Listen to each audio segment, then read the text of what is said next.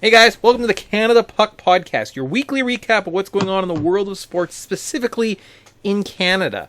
I'm your co-host Mick. You can find me on Twitter at ProfitMick. Nothing but gold there, obviously. Nothing but gold. And above me, the man you see, is my co-host.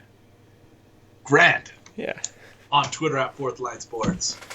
Cool. I was going to get a dig in real quick, and you know what? I am going to go for it here. We might have to change your name from Profit Mick to Digging Out of the Hole, man. Hey. Yeah, no. I had a couple, Ooh.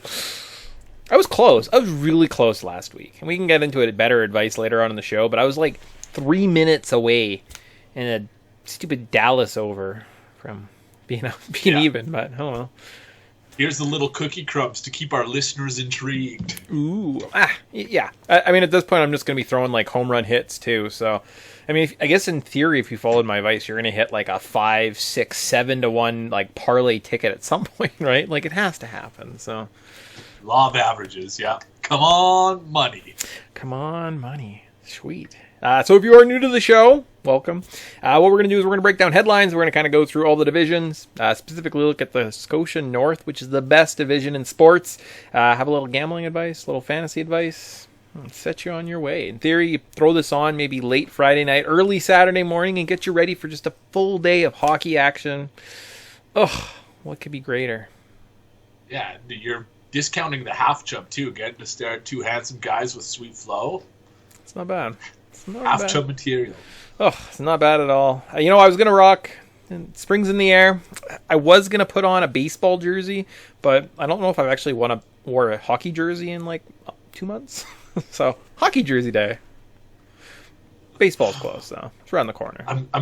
I'm glad that you measure your success. Your days are measured with how many the gaps in days between hockey jerseys. Man, it's been like 6 days since I wore a hockey jersey. Yeah. It's not. It was a rough week. Rough week. So, without further ado, headlines. No segue there. Good job, team. Woo! So let's see. What does NHL.com standing? So if we scroll down, we get to the Discover Central. So is there any sports, hockey story specifically, coming out of the Discover Central this week? I don't remember anything happening. I'm just taking a run through the teams here to see if there's anything that jumps out at me. Nashville won a couple games, but they came against Detroit, so it doesn't really count. Yep. Dallas beat the Tampa Bay Lightning in regulation. That was kind of a big victory. But noteworthy-wise, there's not really, unless I'm overlooking something here, I can't think of any of the teams that have accomplished something since the last time we spoke. Well, there was a supplementary story. Actually, I'm just going to cover the mic here and tell you what I think is going to happen. I believe there was a referee fired this week from a Nashville Predators game. So there's a news story coming from the Central there. Oh my fuck. I am so glad you brought this up. I can't believe I completely overlooked this. Tim Peel gets canned from the league for having a thought that literally every fucking ref has ever thought, I'm going to call this and I know that I got to get this team early. I guarantee you that everybody who has reffed a hockey game has had that thought, and he just gets hot mic'd and gets canned. The part that stings the most, this fucking guy's been around since the mid-90s. He could tell you stories about Wayne Gretzky, Mario Lemieux. He's seen it all. His retirement is less than a month away, and he misses his send-off. He doesn't get his final game, and that's always a big thing for the refs. It's this is your chance, your final game. It's normally a meaningful game, hometown crowd, favorite team, something along those lines. And he misses all of it, all because of one fucking incident. Fine. If you want to punish the guy, punish him. Fine him. I know the NHL has given away worse fucking penalties to players who have done things a lot worse than he has. So I'm fucking cheesed about this, if you can't tell. They should have at least did him the courtesy of giving him his send-off game, and such a cunty move to take that away from a guy. Yeah, no, that's fair. And I mean, it's one of those things, it's kind of like the unwritten rule of sports, right? If you want it called down the middle, create some type of robot that does it, right? It's the electronic strike zones in baseball. You like the human element, right? It adds something to it. There was that blown kind of hit against the Saints that stopped them from going to the Super Bowl a couple years ago. It happens. like last night, was it last night? Thursday night. Yeah, there was Senators Leafs games. At one point, there were 6 men on the ice for an extended period of time in the defensive zone for the Senators. No penalty was called. Mistakes happen. That's part of sports. I don't know if it needs to. I mean, and it didn't even change the outcome of the game, though. Like, fine, if Tim Peel's fisting them for the entire game and finally Detroit wins, fine. Tim Peel's a shitty ref and he doesn't deserve his job. Basically, the Angel Hernandez of NHL refs. Yeah, and I mean, I guess. But that was. Yeah, I mean, I realize you're being pro-ref, which is cool. Play up devil's advocate. I think just from a league point of view, it does look bad, especially when you're trying to get those bigger contracts with the ESPNs, trying to get those FanDuel Sportsbook kind of lines, right? And you want those kind of gambling. You don't want it to look like the referees kind of interfere with those things from that kind of that profit point of view. So, I mean, from a business, I understand the move. Trying to save face. I don't know if I necessarily agree with it, though. Colin Campbell's a dick. But moving on. Oh, I mean, discipline in NHL seeming weird and just random? That's weird. Oh, okay. How about the Mass Mutual East? Oh, boy. What's going on with the Mass Mutual East? Only good things, I hope. I think I had something that crossed my mind about... Oh, yes. Now I remember. The New York Rangers' utter dominance of Philadelphia in what was a 9-0 game. What was it last night? 8-3? 7-2 or something? I think it finished 8-3. I'll check here. But man, like, talk about Mika Zibanejad. He's got 12 points in those 2 games alone. Like, I don't know, man. If you had him in your lineup, FanDuel lineup, so I'm hoping you made money. I don't see how you didn't make money with him in your lineup, but Carter Hart is something's going on with Carter Hart, and like you got to think it's all mental. Yeah, that's fair. They have been beat up a little bit. And, like, in my mind, the Flyers are a bit more one of the premium teams. I'm seeing right now they're sitting 6th. They're tied with the Rangers right now. The Rangers, well, I guess 32 games played each. So, yeah, something's going on there. Not sure what it is. I mean, it's kind of the performance you want from your, like, hot rookie goalie coming off his rookie contract, though, right? Like, he's not going to get Binghamton money now, so that's exciting. So if we're thinking about the long-term sustainability of the Flyers model, this is a good thing, is what you're saying. It's not bad at all. It's not bad at all. Yeah, that's kind of... Yeah, that works. That works indeed. Buffalo, I don't know if they won a game for a while. So I think they're... What was the stat I heard? The alternate puck line, so like that -1.5 goals, they have like not hit that line for something like 8 of the last 12. So... From a gambling point of view, I saw it was like plus 145. Not a terrible little pick, maybe, for future games. And although, at some point, the Buffalo Sabres are going to win, and it's going to be hilarious. And I feel like I want to be on the right side of that bet. So I just don't know who it's going to be against. Maybe the Bruins tomorrow falter. And I was going to say, you get 3 free bets because they are priced at plus 320 on the slate tomorrow. So that means you get 3 bets where you could still make money. So make those times count, Nick. I feel it was 2 weeks ago or something. I was like a random Thursday or something like that, and I really wanted them over the Penguins, but they actually didn't give out the line because I feel like it was just a foregone conclusion they were losing, and I ended up throwing something else together and making some money, and the Penguins won. So I mean, thank you, gambling site, for saving me from myself. You know what? That's like some poor Joe Schmo ahead of you probably bet their entire bankroll on Buffalo and just tilted the books way out of the whack. They're like, no, we can't offer this line anymore. Yeah. So whoever lost their house on the Buffalo Sabres, we owe you. Yeah, owes you. That was nice. That was nice. On to the Honda West. Worst division in sports? Like, just come on, guys. Like, have some respect for yourselves. So last night, the Vegas Golden Knights played the Colorado Avalanche, and the Avalanche just fucking stroked them. 5-1, I think the final was. It will be interesting how these teams adapt to the playoffs. Colorado's been on a tear, man. Like, they do everything. They're doing absolutely everything right. Like, from an advanced perspective, offensive metrics working, defensive metrics working.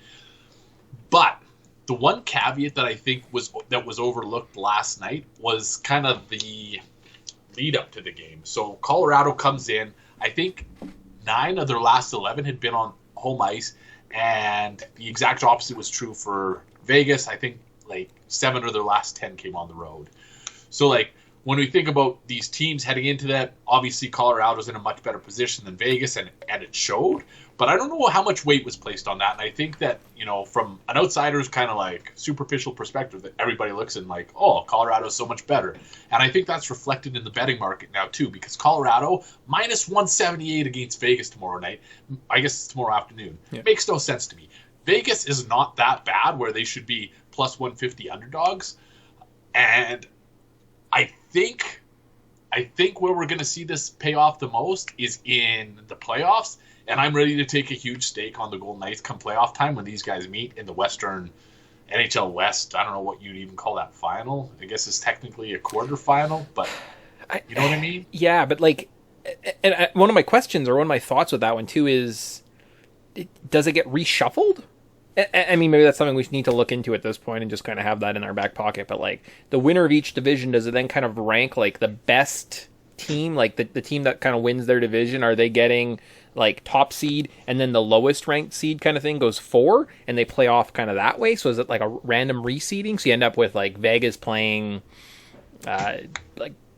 Montreal, let's say, for example, wins Scotia North, and they have the 4th lowest points, and Boston has the 2nd, and they win. Could we have a Boston-Montreal Stanley Cup final?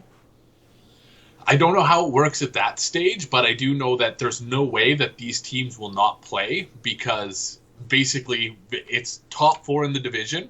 Oh, yeah. I'm talking about when we get past kind of the division winners at that point. So I was just having my own conversation. So I don't know. So, dragging you back to the shitty NHL West. I'm sorry, man. We agreed to talk about this. This is what we have to talk about. I suppose. Yeah, it's just try and shift gears to the Boston Bruins. Yeah. I was trying so hard. I was like, come on. I mean, it's gonna be hilarious when they lose to the Sabres tomorrow. So that's what I'm looking forward to. So all those Bruins fans in my life are like, you dumb bastards. Anyways, on to the Scotia North, best division in sports. Boo, boo, boo. I don't know. Has anything changed since last week? I don't think so. There wasn't a lot of action this week, so we don't get very far. If we start at the bottom and work our way to the top, which we normally do, we start with the Ottawa Senators, who had a decent week. They went 2-0-1, 7 goals for, 5 goals against. Pretty much they just beat up the Calgary Flames, who look like they need a coaching change. Well, we made it just about 2 full sentences talking about the Ottawa Senators before shifting gears. That's a new record for Canada Puck Podcast. But what Ottawa is doing with their goaltending in flux like it is. So Marcus Hogberg goes down months ago. Big fucking deal. It's Marcus Hogberg. He had a 5 goals against. Next, Matt Murray goes down. That was kind of a tough blow because he's starting to play better hockey. Then Joey Decord goes down. 2 games or 2 wins into his season. Philip Gustafsson. If you would have told me Philip Gustafsson would shut out, who did he shut out? Was it the Flames? He didn't get the shutout, but he got a win. I think they allowed 2 goals or something like that in those. Oh no, we did have a shutout. Yeah, because it was 2-0, and then there was a 3-1. So yeah. And then they lost to Toronto. Yeah. Philip Gustafsson stands on his head and forces overtime against Toronto. I don't know, man. Hockey gods obviously passed. I thought it was Forsberg, the waiver claim from the Oilers there last night. Did he start last night? I think so. Because it was one of those. You're right. It was Anton. The game was blacked out. Thanks a lot, TSN 5. I don't know why you're on my TV if I can't watch games. But people were saying, they're like, why are these random goalies that just why do they play Vezina contenders against the Leafs all the time? They make these highlight saves and stuff like that, and it's just I don't know. It's the Ottawa Senators are actively recruiting the Zamboni drivers. Yeah. Think you got what it takes to be an NHL goaltender? Come test your luck against the Maple Leafs. At this point, David Ayers, go for it, buddy. Run with it. But yeah, no, the Senators, they look promising. There's flashes of brilliance. That young core that they've kind of got right now, it looks good, right? Normally we're kind of doom and gloom, and we kind of just say, fuck the Senators. they're coming around. I think I like some of the young talent that they've acquired, right? Like, there's promising pieces. It's how you build around it, right, going forward. Obviously, like Grant was kind of alluding to, the goaltending is just kind of a nightmare situation for them right now. But, like, they're not really, like, what were the expectations from this season? Get through, have some promising young talent, go from there, and I think that they're doing that. So, Ottawa, it's not bad. So they are getting closer to the 45-point mark that I need them to get to in our season-long Bettor Advice. But a team that probably won't get to their season point total is the Calgary Flames. And they are sitting 6th in the NHL North Division. Uh-huh. I got a couple How goals. bad? Yeah. I was going to say, in one word, how bad have the Calgary Flames been? No, you know what? I'm going to give you 3 words. 3 words to describe how ineffective Calgary has been. Drowning kittens a lot. No. Well,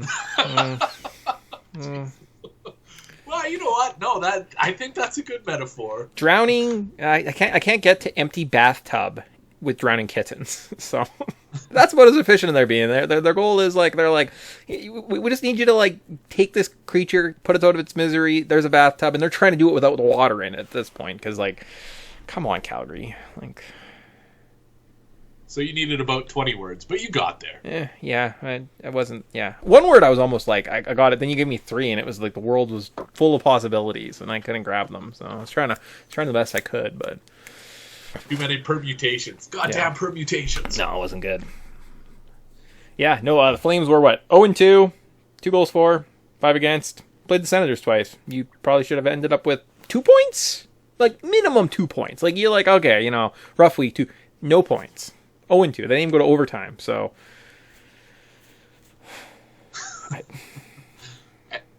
There's nothing going right. Like, if we needed validation that Daryl Sutter's out of his element, we got it this week against the Ottawa Senators. Like, when you manage 3 high danger chances against Ottawa, man. Yeah. No. Yeah. No. It doesn't make sense. I mean, last June they wipe the floor with the Winnipeg Jets. They look like they're in a different class. They move on to the kind of next round of the postseason from that weird 24 team playoff that we had last year. And now they look like they're like unsalvageable, right? So I have no idea what's going on with the Flames. Guys have just turned. They've decided they're done. I'm putting my hands up in defeat on this one. So, I mean, although I feel like I had the Calgary Flames sitting at 6th in my preseason power ranking, so I'm feeling very vindicated at this moment. So. Mick, you fucking nailed that one. 6. I can't remember. I think I had them slightly above. I think I had them at 5th. 5. Only because you had a team at the bottom that I didn't agree with. So. And 5th is where we see the Vancouver Canucks, who are sitting at 35 points, 2 games below 500, just on the edge of playoff contention. But the difference with these guys is 37 games played already for Vancouver. Mm-hmm. How did they get that far ahead of the rest of the division? I have no idea. They must have been like just tossed around early on, eh? Like these guys must have went through them. I mean, did they play the Senators a few times? Because the Senators up there with 36 as well. Not sure. 0-2 this week, 1 goal for, 9 against. So, good job. Yeah, and we're talking about like 2 points out of the playoff spot, but Montreal has 6 games in hand. So realistically, they could be 14 points out of a playoff spot if Montreal goes on a 6-game run. Yeah, no, that's fairly fair, right? Like it's an uphill battle. You need to kind of get all the pieces together. I mean, defensively, like I don't think they were at that level where they were playing at before. Thatcher Demko basically has to play like a Vezina goalie for them to have a shot. And he didn't do that this week. They kind of got picked apart by the Jets, so. And it was no fault of Thatcher Demko. Well, at least not on the second night. But Vancouver did have improved metrics. And if you look at the game score, they put up like a shitload of chances. I don't know off the top of my head, but it was high 30s. Okay. So high 30 scoring chances. They just about got to 20, like high danger chances. I want to say it was like 17 to 20 range, something like that. But just Connor Hellebuck Connor Hellebuck got in the way, and that kind of, I don't know if this is a theme for Vancouver this year, and I kind of, expected this somewhat, where their production metrics needed to balance out with last year. Like, they passed out some fucking checks last year, and they needed to pay those this year. So maybe that's caught up with them a little bit, but just like no offensive continuity from night to night. Like, sometimes they look good, sometimes they look bad, sometimes they get opportunities, sometimes they don't. Like, it's just, I don't know what's going on with Vancouver, but their metrics when they do work doesn't result in output. So I don't know. I think this is as good as it gets for the Canucks this season. Yeah, that's fair. For 3 and 4, I mean, I guess we have a talking point for 4. But 3 and 4 are Montreal and Edmonton, who did not play any games this week. They were postponed due to some COVID in the room. You never want to talk about COVID. Just like that pink elephant. Is that a white elephant? You just don't want to talk about the COVID or white elephants, even pink elephants. Like, if you're seeing pink elephants, just let it go, So kind of just put a pause on the week, right? It's probably going to complicate things a little bit towards the end of the season. Added games. Although that's kind of fun. Like, if it does come down to like 3-4 matchups, like if the standings played and there was like a 3-game kind of mini series for standing purposes between Montreal and Edmonton right before the postseason starts, that's kind of entertaining. I kind of feel like if I was the Montreal Canadiens in that scenario, I would just take out Connor McDavid. Like, fuck you. If we can't have nice things, we're taking out your chance of having nice things too. Yeah, it's not a terrible strategy. I'm a petty man. Very, very petty man.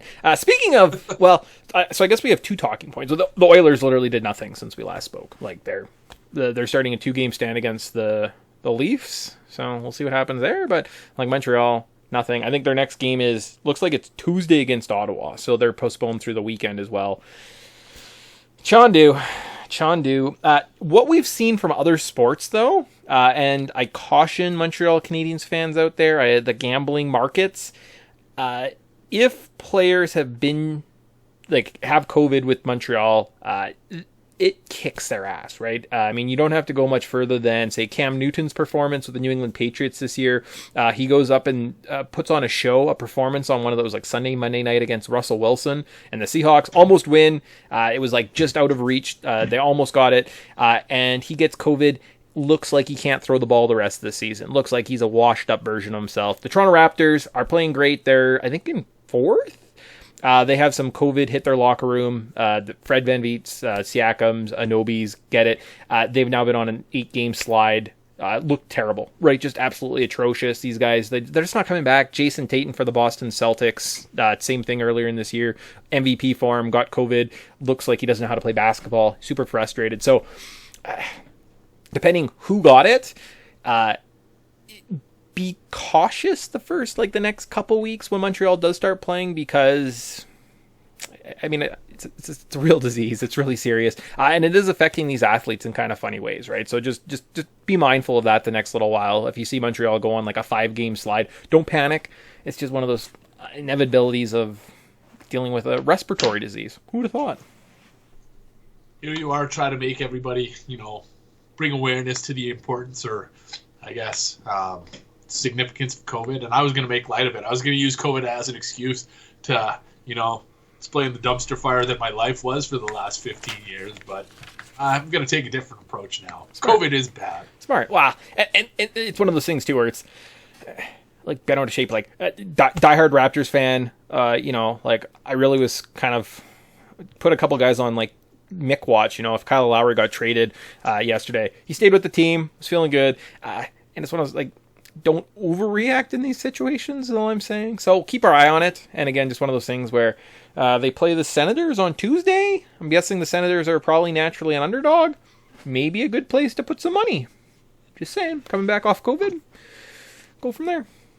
But the other story, positive story, unless you want to talk about COVID more. No, you go ahead. Let's roll. Mark Stahl.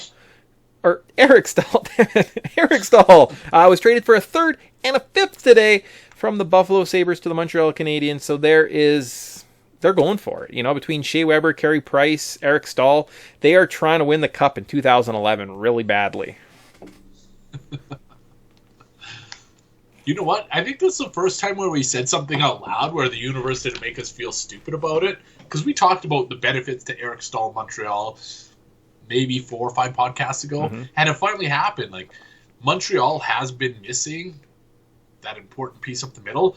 I don't know if the plan is to bring Eric Stahl into the top line. I hope it is, because he would be the dynamics goal scorer, like the guy where, you know, the Suzukis can feed him, or the Thomas Tatars can feed the puck to Eric Stahl, and he's just got a natural knack for finding the back of the net. So what a thrifty trade for Marc Bergevin, and he pulled the trigger at the right time, because obviously they're not playing till next week.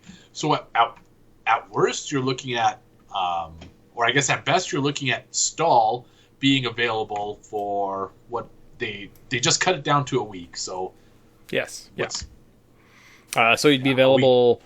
Well, I mean, they're not playing any games, right? Like Tuesday, he's available next Thursday. I don't know what their schedule looks like going forward, but yeah, like he's missing 2 games for them or something like that.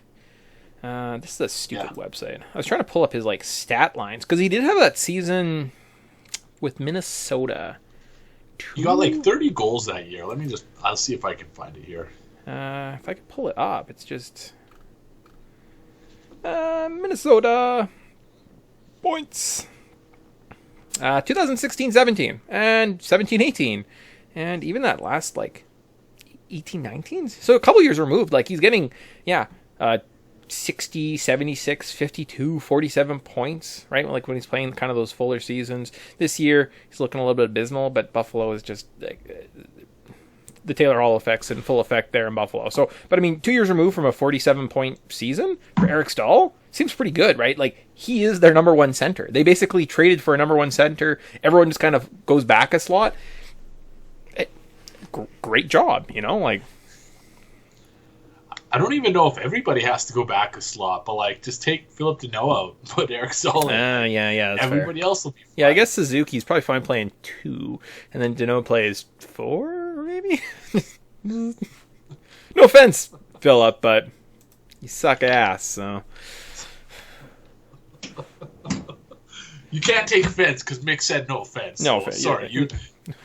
You suck ass. No offense. No offense. You can't just say whatever you want. Sure as hell does mean I can say whatever I want. And then if we skip the Oilers, we're on to the Winnipeg Jets. 0-2, 9 goals for, 1 goal against. And they kick the poor little Vancouver Canucks ass. 2-0 though, right? I think you said 0-2, but they're 2-0 because 9-1. Dyslexia, yeah. What was it? Connor Hellebuck stopped 60 of 61 shots in those 2 games. Like I mentioned in the Vancouver segment, the Canucks absolutely dominated the second game. And by that, I mean they just ran train from first to third. I think they had a minimum of, like, I think it was the low end was 10 shots per period. So, like, Connor Hellebuck did Connor Hellebuck things, and really, he's been the difference for the Jets, and will continue to be the difference for the Jets, because they just lack that off or defensive discipline for whatever reason. They can't figure it out in their own end. Oh, I was like, did they not make a trade? No, I watched some segment one day, and whatever. They are linked to potentially like Matthias Ekholm for the Predators, kind of like the big D-man right now on the trade market, and maybe with this lowered window, Cheveldayoff does make the move. Just like I said last week, maybe a trade for a defenseman. I think just kind of help shore up them a little bit defensively, but like, or you just say, no, this is our year. Connor Hellebuck is the best goalie ever to play the sport, and he's going to win us the cup, right? Like, is that what Cheveldayoff's going on this point? I think so. I think it's just a wing and a prayer, man. Yeah. Like, unless he's planning on bringing in a defenseman, and if he doesn't bring in a defenseman, I think that is absolutely an acknowledgement where Cheveldayoff is just 100% committed to Connor Hellebuck, and he thinks that he is the difference between the Winnipeg Jets and the Stanley Cup. I think they need defensive help. Well, I don't think they need. Like, I can say with absolute certainty the Winnipeg Jets need defensive help. But like, okay, let's play role playing game, not like ball gag type role playing, but role playing. Should I get my D20? I just dealt 18 damage. You can if you'd like, if you think that's going to help your chances. But you are shovel day off. I need you to tell me who you're going to trade to get Matthias Ekholm off me. Am I smart enough? Is there like a let's see, Winnipeg Jets prospects. I feel like the name that I've seen bandied about. Bring, bring, bring, bring, bring. Hello. Who Hi. is this? Hey, this is Kevin Cheveldayoff doing my best Canadian accent. How are you enjoying those double-doubles up in Canada, eh? It's still minus 40 out here in the pegs, so, you know, me and the wife are just keeping cozy. Anyways, I'm calling about your Matthias Ekholm. I'm just wondering if a Cole Perfetti and a first would get that done? Well, you're overpaying, you asshole. Absolutely that will. Click. Ah, okay. Yeah. Moose. Well, I guess you could be... You got Jets material written all over you, Mick. It's not bad. Overpaying for prospects or overpaying for talent. Yeah, it's not bad. I mean, that's what I've seen thrown about, and like in my mind, if they think they're there and like they think that this team is kind of moving there, the prospect closet is always like people are always saying like they've got the pieces. So I mean, if it becomes between kind of Cole Perfetti and a first. And I've talked about this on this podcast where I kind of feel like firsts are, at this point in time, very random because there's these young prospects that you're drafting that aren't playing hockey. They're not developing. You don't know what they're doing. Maybe they put bench presses in their parents' living rooms, and that's where they work out because gyms are closed, right? So in my mind, maybe moving on from firsts at this point in time, like moving on from picks because they're just going to be random nonsense, it's probably not a terrible idea. So if you're moving from first, maybe Cole Perfetti is like the higher end prospects. You don't want to get rid of a guy like that. But I'm thinking draft capital at this point is probably an all-time low. So if I'm a team, I'm moving on from my draft pick, especially this year. So maybe we should enter the draft, Mick. Like, if this is really a crapshoot, I think you're on the right track with that because, really, you have no way of scouting, no way of knowing, no idea what people are doing in whose bedrooms or living rooms or whatever you want to say. Maybe you and I could sneak ourselves into the draft and get drafted by somebody. We've always talked about it. Maybe this is the year, you know? I mean, it's not the CFL draft. I don't think they're drafting dead people, but could be. I mean, at this point, you never know. You're like, oh, that guy didn't make it, so oops. Yikes. Huh. Well, now we have to try and make the CFL. I feel like that's going to be our claim to fame. Like, people look at our dimensions and be like, oh, yeah, look at perfect offensive line. Great. What's your 40 time? Like, I don't know. Like 3 seconds it took me to write down 40. All right. 7 seconds. Toronto won a game.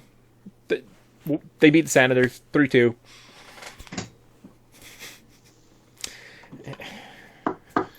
It took overtime to get there. Yeah. I really thought that was going to happen in regular time, so I definitely had them winning in regulation. Was kind of a little disappointed, so poor me. But they got a win, so I was like, yeah, you know. The universe balanced itself out because I took that game as an overtime, and that was actually the difference between me and a couple $100 the other night. So, well, that was last night. Yeah. Sweet. Yeah, that's it. The 2-game series coming up here against, I think they play Edmonton for 2, and then I was looking ahead and they play Winnipeg for 2. So it's going to be some good hockey for the Leafs coming up here in the next little while. See what happens, right? Like, at this point, it's kind of is what it is. Jack Campbell, is he going to be your starter? Is Anderson coming back? I don't know.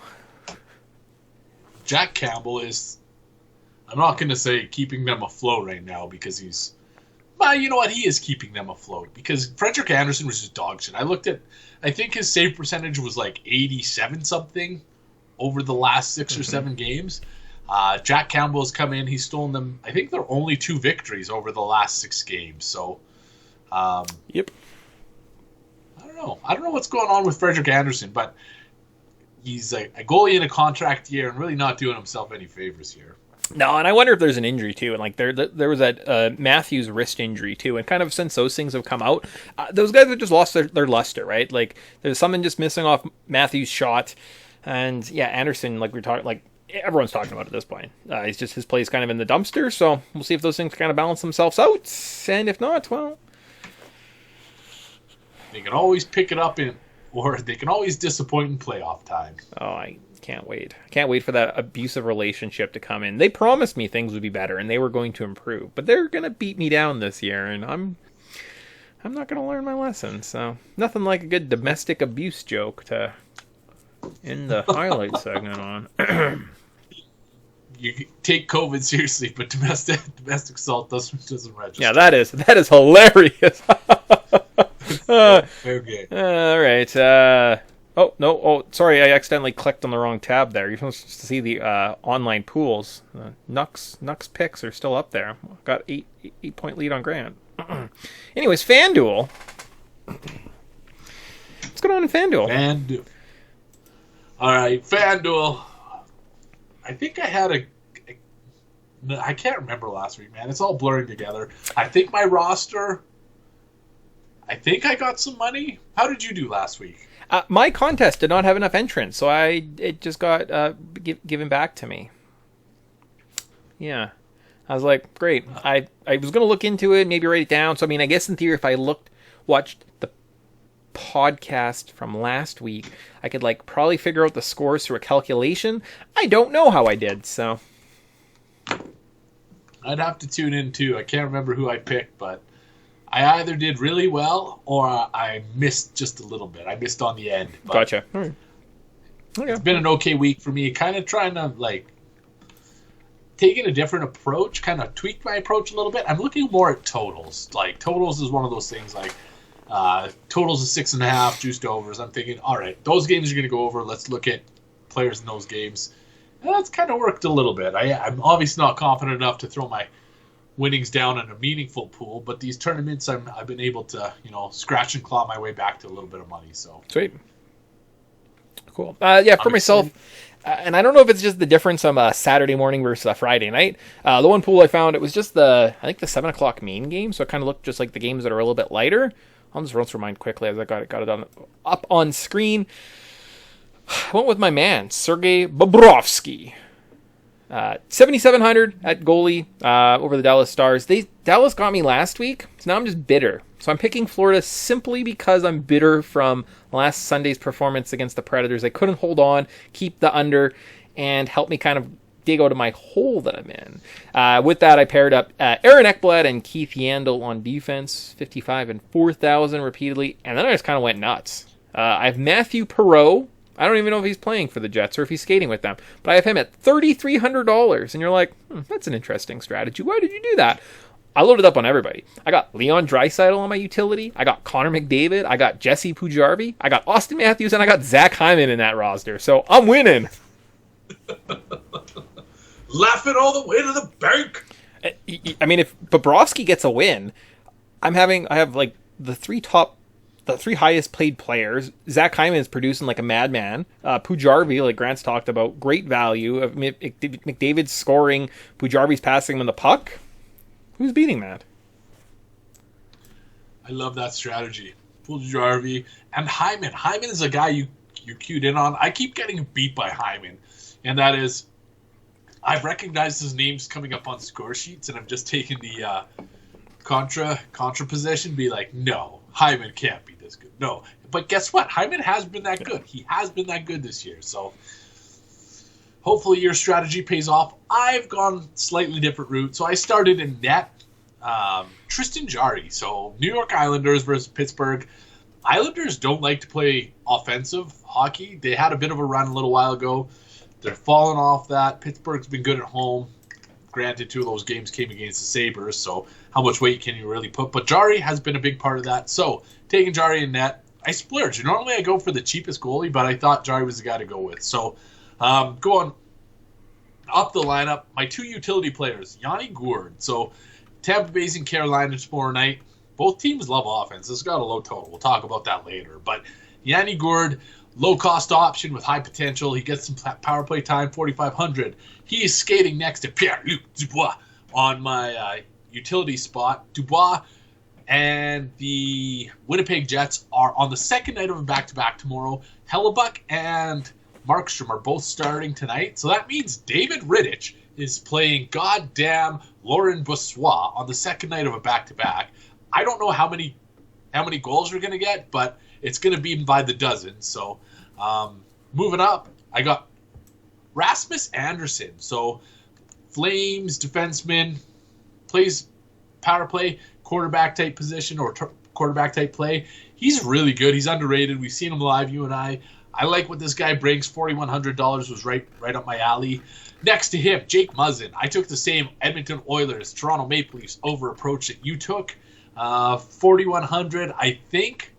Muzzin figures prominently on the power play. Some people will probably know better than I do, but I know that I've seen his name crop up on the score sheet a whole bunch recently, so expecting bigger things from him.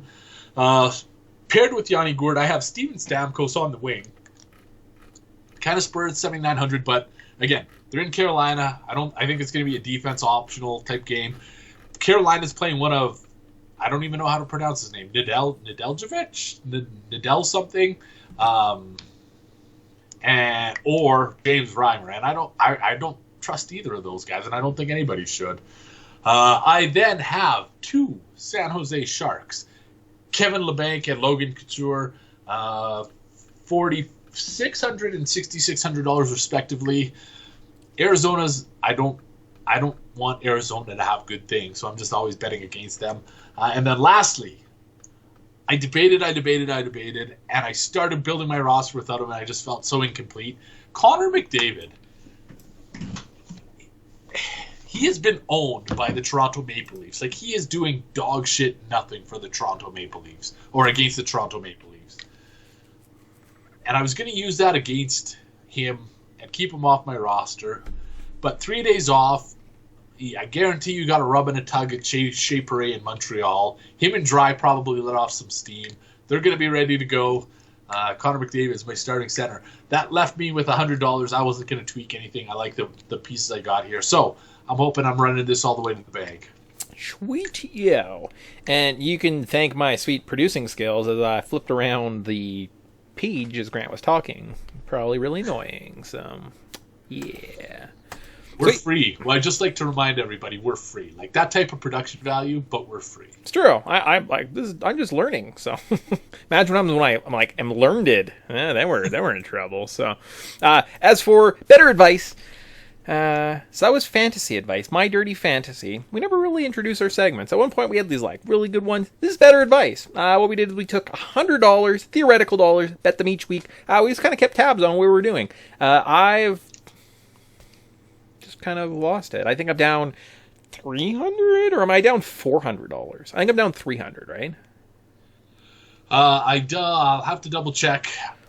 I think I was down $200. I had a ticket that was coming in. It was like 3 overs. It was going to get me $250, which put me up $50. So I think in my mind that makes that. I don't know. Yeah, minus 300. Sure. Yeah, I went 0-4 last week, so got down to Dallas. You had 2 good parlays. And you were just fisted on both of them. You had under in LA. What was the other under? Or no, it was the over. Yeah, then you got fisted by the under. Yeah, I had the under on the Dallas-Nashville game. It was 3-2, like late into the third period. Nashville came, scored, went to overtime, and won. So, on the plus side, to hedge myself, I did take Nashville plus the over and parlayed that together. So I won some money, like, personally. Just on the podcast, I'm doing terribly at this point. So, and what was the other one? You had Florida plus 1.5, and you parlayed it with, was it Nashville? Yeah, you parlayed it with Nashville. Yeah. And it was an empty netter that fisted you on that one. So kind of greasy stuff, but fuck, John Dew. How'd you do? I did all right. And you know what? The part that hurt the most, so I can't remember. It was Tampa Bay and whoever Tampa Bay was playing. Second night of back-to-back, I was like, absolutely going to overtime. Nope, didn't go to overtime. But then I acknowledged, and when I picked Nashville, I said Nashville probably is going to win in overtime. Of course, they won in overtime. They were in the exact same position, second night of a back-to-back. So I don't know. Fuck, those lessons you confidently go into a wager without thinking all the way through cost me. But that didn't stop me from making money. I took the over LA, that didn't pay off, and I took shootout in Tampa, didn't pay off. I lost $50, but I backed Nashville as plus 165 underdogs for $50.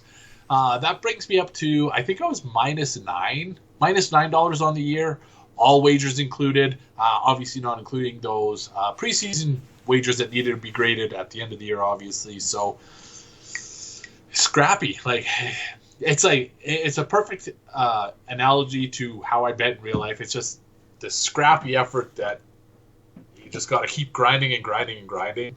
I've come to this conclusion, though, that is, hockey's such a chaotic game. Like, if you think about the bell curve. Like, if we think about all the scores of a game fitting underneath the bell curve, in the NHL action, it's so chaotic that this bell curve is like, pew! And then we just get so many tail effects, and it's really just trying to figure out when is appropriate to play with which strategies. So, it's a never-ending battle, both podcast-wise and in real life, because as you both, I'm sure all our listeners are aware, you and I both bet real money all the time. So that being said, I got 4 picks, but I want to hear what you got. I like streaks. I like looking at streaks. I like being on... When teams are losing a bunch, at some point they're going to win, right? Like, you don't lose forever. And when you're winning a bunch, you don't lose. There's a really nice, perfect storm. Happens at 11 o'clock tomorrow morning, 1 p.m. Eastern, between the Philadelphia Flyers and the New York Rangers at plus 110. You can have the Flyers at home as dogs. I like that. I like that a lot.